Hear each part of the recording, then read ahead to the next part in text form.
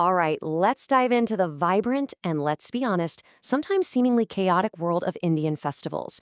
You might look at the calendar and see a whirlwind of holidays, but this isn't just about marking dates. We're about to uncover a system, a deep rhythm that moves with the sun, the moon, and the earth itself. So, this quote, it really hits the nail on the head. This is the core idea we need to grasp. In India, time isn't just a straight line from January to December. It's seen as a cycle, a cosmic rhythm. And the festivals? They aren't random. They're plugged right into this massive universal clock. So, how does this cosmic clock actually work? Well, it's this fascinating dance between two different systems. You've got the Sauromana, which follows the sun, and the Chandramana, which, you guessed it, follows the moon. And this complex interplay is exactly why the festival dates seem to jump around every year on our standard Gregorian calendar. But the thing is, they're not random at all.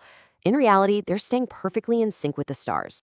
Okay, so India has literally thousands of festivals. I mean, how do you even begin to wrap your head around that? It seems impossible, right? Well, it turns out that this huge, incredible festive landscape is really driven by just three main forces, three great rhythms that give all of it shape and meaning.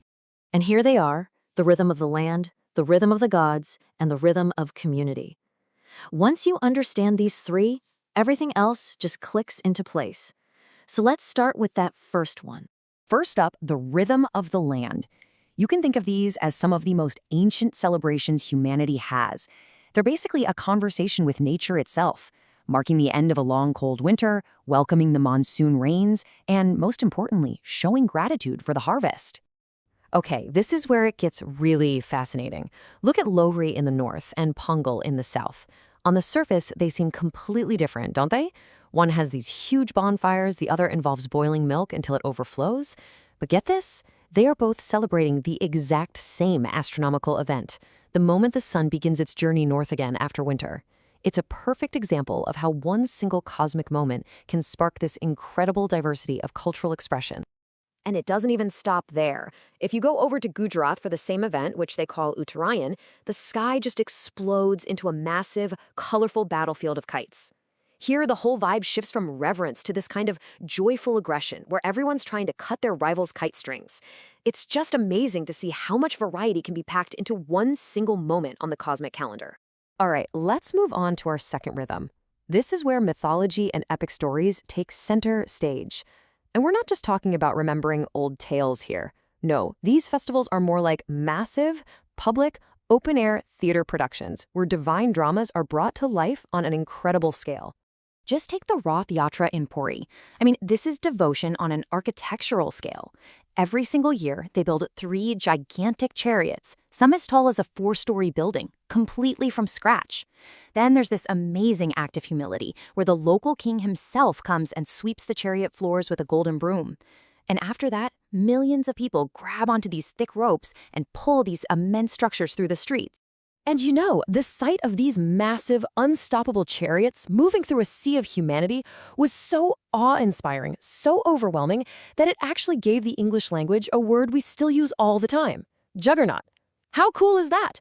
A little piece of this ancient festival living on in our modern vocabulary. And that deep personal connection is everything. For Durga Puja in West Bengal, this quote says it all. It's an emotion. The entire city of Kolkata literally transforms into the world's largest open-air art gallery.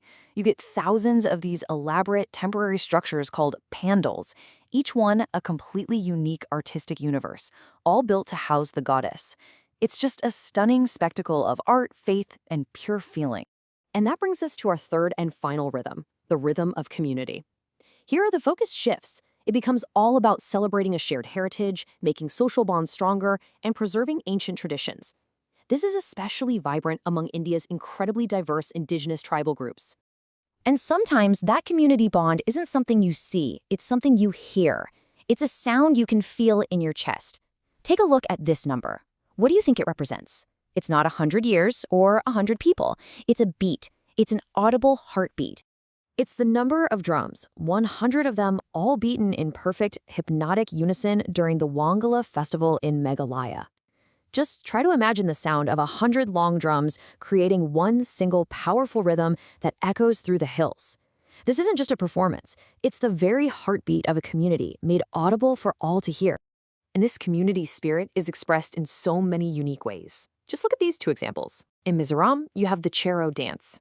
It requires incredible skill and precision, as women dance between rhythmically clapping bamboo poles, where one tiny misstep could lead to a serious injury. Then you go to Nagaland, and you've got the Hornbill Festival, which is literally called the Festival of Festivals because it brings 17 distinct tribes together in one place to celebrate their shared identity. So we've seen the land, the gods, and the community. But what's the ultimate point? What's the thread that ties all of these incredible celebrations together? Well, it all comes down to one simple but incredibly powerful idea: renewal.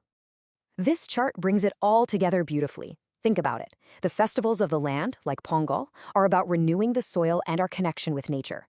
The festivals of the gods, like Durga Puja, are about renewing our spirit and our faith. And the festivals of the community, like the Hornbill Festival, are about renewing the bonds that hold us all together. Each rhythm, in its own way, is just a mechanism for starting fresh. So, in the end, these festivals are so much more than just holidays. They're living, breathing museums that carry the stories, the values, and the history of a people forward. Which really leaves us with a final thought, doesn't it?